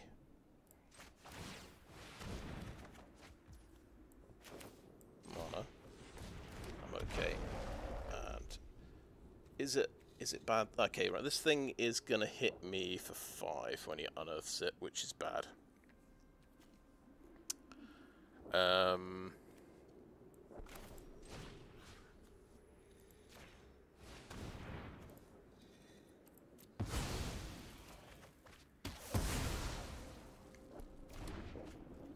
I'm just going to take it on the chin and hope for the best. Hope he doesn't have 2 damage to follow up with.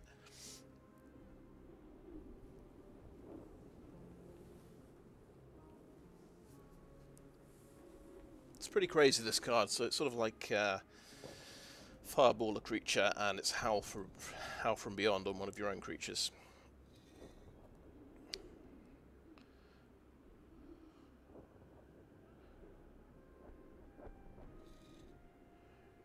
If I go down to 2 life, I can still play a Scrapwork Rager. Okay, well that's kind of bad news, isn't it? We're going to go down a life point. We're going to draw another card.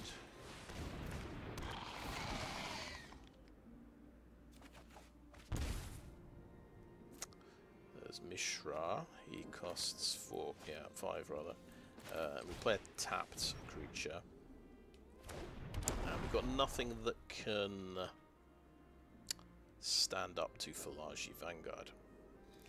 Something's going to get a big boost of power when it hits the battlefield, and it's going to be Mishra's Juggernaut. So, yeah, this is one of those situations I should have held on to my removal. But never mind. No attacks.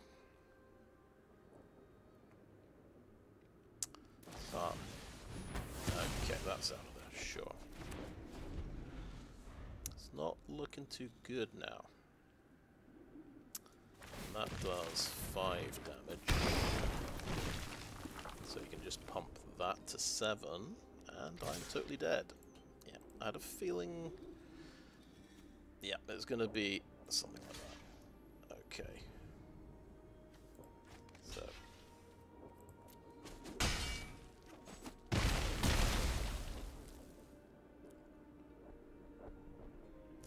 Yep, Gix's command not good enough against Juggernaut and Mishra's command, I guess. It's gonna have a little freeze, it looks like. Yeah, that has crashed. I will just stop the recording for a bit and get things fixed. Okay, we are back. Right, let's see what our reward is. Okay, good stuff.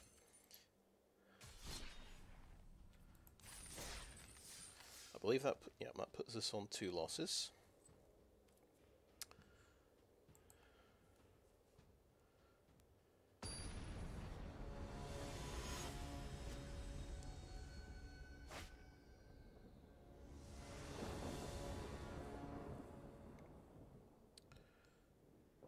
Okay, couple of 2-drops, 4-drop, hit one of our splash colours.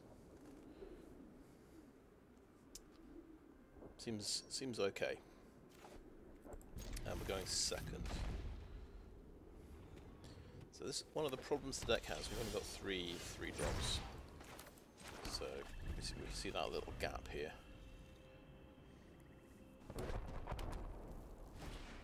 Interesting. Play the Demolition Field.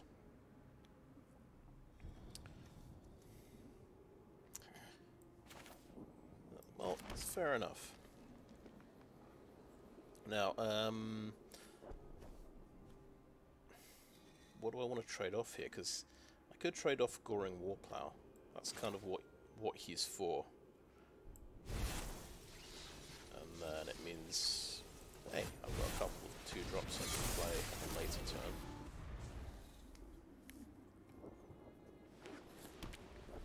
Well, I'm going to play one of them next turn realistically. So we will block and try and trade off here. Just because these guys, this can grow, this can be utility. Okay. He got me good there. So the recommission puts the extra counter on there, and now I can't kill it.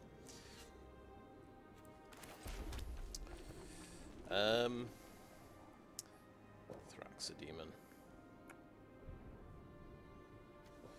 Yeah, I think it's Thraxodemon here.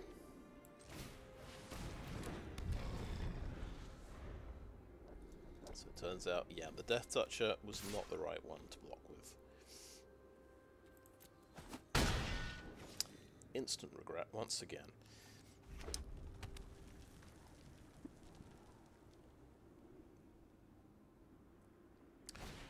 So he's got Warlord's Elite. He's got a 4/4 creature. Okay, we've drawn a Wormcoil Engine. Things are looking up. Now, what I'm scared about, he'll have the horrible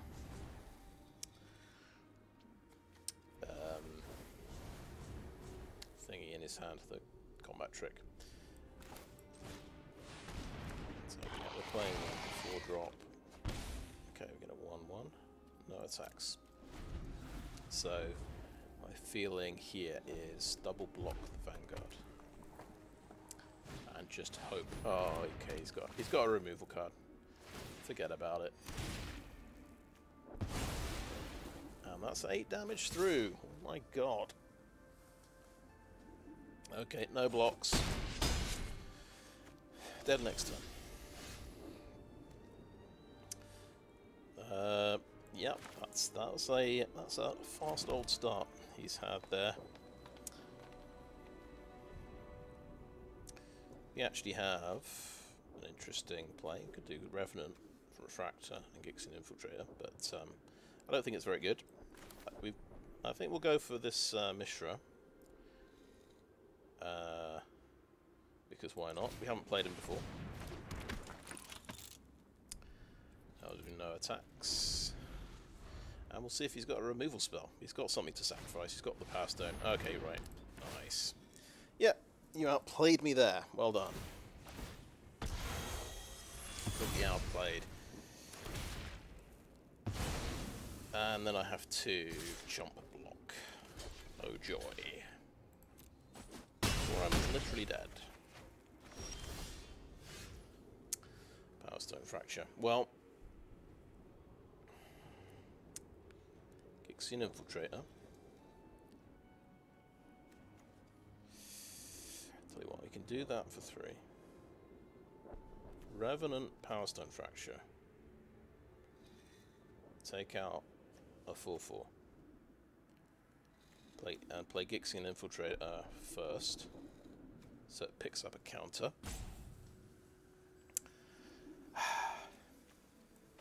Okay, I'm on board. But he's probably got Static Net number 3. We just can't think about that. Is this the right play? Yeah, I think so. It's got to be Clay Revenant with something that isn't black mana. This is the awkwardness of the sacrifice deck when you're relying on Power Stone Fracture or Destroy Warlord's Elite. I hope he doesn't play, you know, an artifact. Okay, sacrifice that. Puts me down to 3/2. Got another removal spell and an artifact, then it's good game. Ideally, an artifact that's also a removal spell would be perfect. Yes, in fact, that's exactly what he needed. Excavation Explosion. So he had Static Net, Excavation Explosion, and a Blitz of Tomlinson for good measure. Unbelievable. Boros aggro for you. Yeah, I think we figured out the problem with the deck there. We went 50-50. It's okay, I suppose. I think we figured out Power Stone Fracture might not be a very good spell in this format. It is far too. It looks like hey, it's a 2 mana removal spell. No, it's much more expensive than that. You've got to have not just another card in play, another resource in play to use this. So it's much weaker than I thought, especially considering how aggressive the decks have been. It's all been, I mean, that was Boros aggro, and we've seen a lot of Rakdos aggro with the Goblin Blast Runner. So I think you can't get away with this spell. I think you need Disfigure. This is more of a Disfigure format. You probably want 2 Disfigures and 1 Power Stone Fracture, ideally. But even so, he had a 3/3 and a 4/4 at the end there, so he had those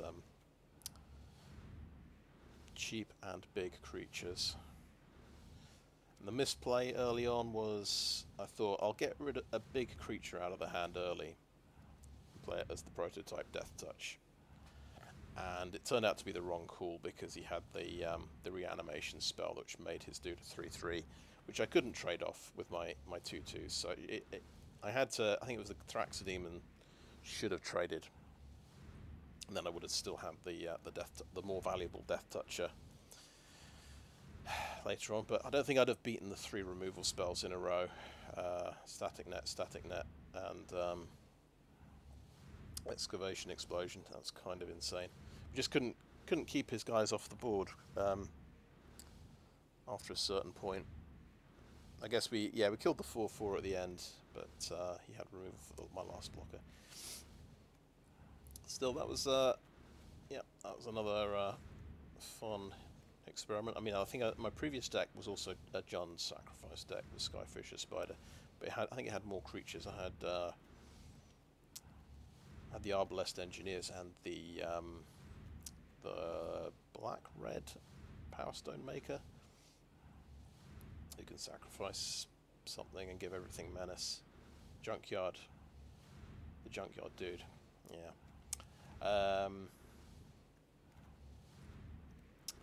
Yeah, when we got Gix's command though, that was pretty good. We did lose one. Yeah, we lost the last 2. Gix's command wasn't enough in the previous game because he had the Mishra's command followed up by the 2/3 first striker. But it was a good try. My first games ever with Wormcoil Engine. Does seem quite good. It's a bit too expensive, that last game, but I suppose it would have, if I'd got the untapped land, I think, on that last turn, it would have been big enough to survive his removal card, assuming he didn't have another static net in hand.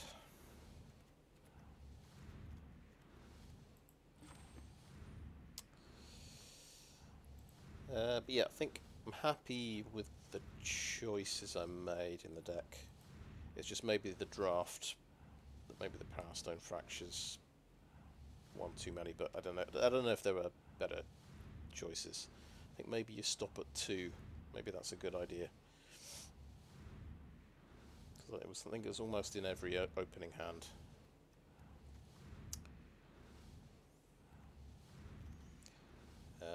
Not sure if there are other better options. We had our assembly workers, I suppose, but you just need quick and efficient cards, I think. So I don't think these card draw or Power Stone Makers would have done anything in this. I don't think Swiftfoot Boots would have done very much. It could have protected something, I suppose, from removal, but it's just too mana intensive, I suppose. Trench Stalker, maybe that would have worked. That's a big chunky boy, can survive quite a lot of removal things. Yeah, anyway, that was interesting.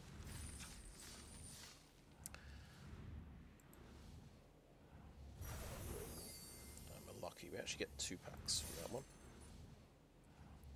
Check in on the packs. 88, okay. Got to decide whether I'm going to open these or not. I want to do a few more drafts really, but I think it might be July before Brothers War rotates around in Quick Draft. I'm hoping they have another one before then, but we'll see. It would be nice to get to a nice round 100 before I start opening these. Anyway, I think actually there's one more thing. So this is just before the turnover, the mastery turnover. The season finished, but mastery ends in 16 hours, and we have the new set. So a nice tip is to before this turns over and we get the new set, you want to finish any outstanding quests you have, and you want to get as many of your weekly win rewards as you can before that point, because this will reset as well. Like, I'm guessing the daily wins will reset as well. I'm not sure about that, but you'll get 3 new quests basically will turn up for the new set. So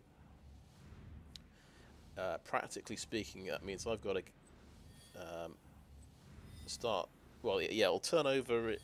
Yeah, Here we go. Turns over in 13 hours. So for me, that's 9 o'clock in the morning. So got to get up tomorrow morning, play a bit of Magic to finish my quest, and try and get 4 daily wins before it turns over, and as many of these as I can be bothered with, the weekly wins.